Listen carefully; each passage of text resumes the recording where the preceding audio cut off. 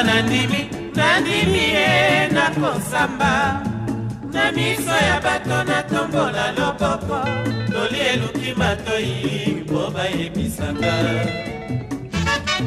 Bonjour mademoiselle, messieurs, chers téléspectateurs et amis de la culture, bonjour. Cette tranche ponctuelle est pour jeter un regard culturel, pour recevoir un grand animateur et homme de communication que la ville de Lubumbashi n'est connue. Il a quitté cette ville de Lubumbashi il y a plus de 10 ans. De ce passage, nous avons reproché cet homme qui vit en Grande-Bretagne, juriste, praticien. Il s'appelle Faustin Mbouya Muyembe. Soyez le bienvenu, monsieur. Merci. Vous vivez actuellement à Londres. Dites-nous votre profil actuel. Voilà.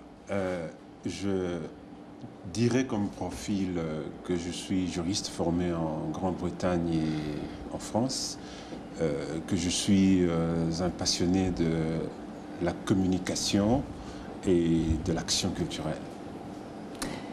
Monsieur Mbouya Muyembe, vous êtes de formation francophone de naissance et aujourd'hui vous vivez à Londres comme appartenant à la famille anglo-saxonne. Comment conciliez-vous les deux? Toutes les cultures se ressemblent et en même temps elles sont différentes les unes des autres. La culture a un aspect qui est spécifique, un autre toujours universel, toutes les cultures de la terre, disais-je. En ce qui concerne la culture anglaise, ce qui frappe quand on arrive sur cette île, qu'est la Grande-Bretagne, c'est que les gens sont fermés, repliés, ont l'air d'être repliés sur eux-mêmes. Mais cela pourrait peut-être s'expliquer par les conditions géographiques et l'enfermement dans une petite île. Mais on constate aussi que le Britannique ne veut pas apprendre une langue d'autrui. Je veux dire, de la Grande-Bretagne, Portsmouth ou Londres jusqu'en France, c'est 3 heures par bateau. Le Britannique, il ne parle pas, il ne veut et ne fournit aucun parler anglais. Et prétend même ne pas comprendre l'anglais. C'est un des traits caractéristiques de ce peuple-là, repliement, qui s'explique par peut-être les conditions géographiques. Être dans une île, ça produit aussi une mentalité appropriée qui se rapporte à cela. Autre chose, arriver à Heathrow à l'aéroport Heathrow pour la première fois, je sors pour prendre un taxi. J'entre dans le taxi qui était stationné devant moi. Le conducteur est là-dedans. Il ne me dit aucun mot. Je lui demande si on peut partir à ma direction. Je lui ai montré un bout de papier pour lui dire où je voulais partir. Eh bien, il me dit c'est mon coffee break. C'est-à-dire? Tea break. C'est un moment de pause. Il doit prendre son thé. Bon, je devais attendre dans le taxi, et pendant que j'attendais dans le taxi, je l'ai vu sortir un thermos et boire. Il faisait très froid, je ne pouvais pas attendre. Et une manière que vous n'aviez pas ici en notre pays.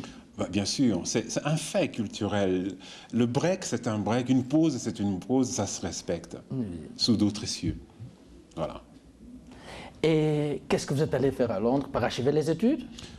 Londres a été pour moi une expérience pour me permettre d'abord d'apprendre la langue anglaise, d'étudier la langue anglaise, d'étudier notamment le droit anglais.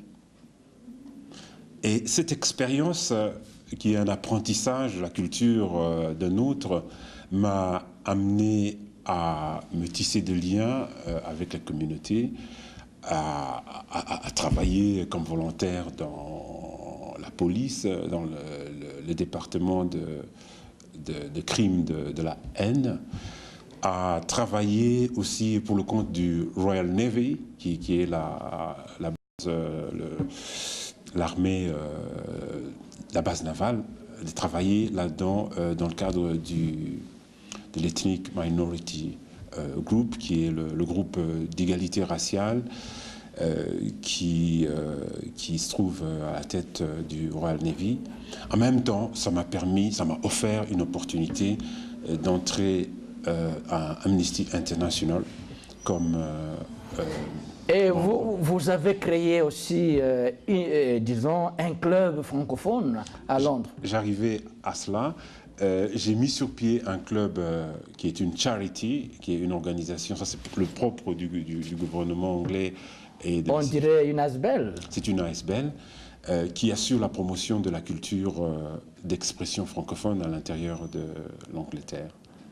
Cette organisation a eu un financement de l'armée britannique, d'autres fonds. Et vous avez compté aussi inviter les vôtres? J'ai dû inviter en 2006 des artistes congolais de la place, notamment Picasso, d'autres artistes congolais établis ailleurs. C'est plutôt Picasso. Sikasso. Sikasso, pas Picasso. Sikasso, oui. Voilà. Et d'autres artistes congolais établis ailleurs comme Marie-Claude Makelela, qui est peintre, Marie-Claude Boutelier, ainsi que Chibema. Et d'autres nationalités comme les Zambiens et... Et ce festival est annuel, périodique, et comment vous organisez pour le programmer? Le festival est international. C'est un mouvement, c'est un festival, c'est un projet itinérant qui passe d'une ville à une autre. Nous le programmons annuellement. Je disais que la première édition a été consacrée au Congo, à la peinture congolaise. La deuxième au hip-hop et le rumba. Et nous avons pu avoir des contacts avec des Sud-Africains pour consacrer une de nos éditions à la culture sud-africaine. En substance, qu'est-ce que nous pouvons retenir? Qu'est-ce qu'est devenu Faustin Muyembe? Ce que je suis devenu, je crois que je suis devenu, comme je l'ai dit au début de cette tranche, je suis un animateur culturel, un juriste praticien qui a une passion pour la communication et qui a une autre dimension de la compréhension de la culture anglophone. Voilà. Et maintenant que vous revenez 10 ans après dans votre Lubumbashi natal, quel regard jetez-vous sur l'applicabilité de la Halle de l'Étoile, qui jadis était le centre culturel français où vous avez évolué pendant longtemps? Alors, le point de départ serait de définir ce qu'est la culture. Ceci se rapporte à la culture.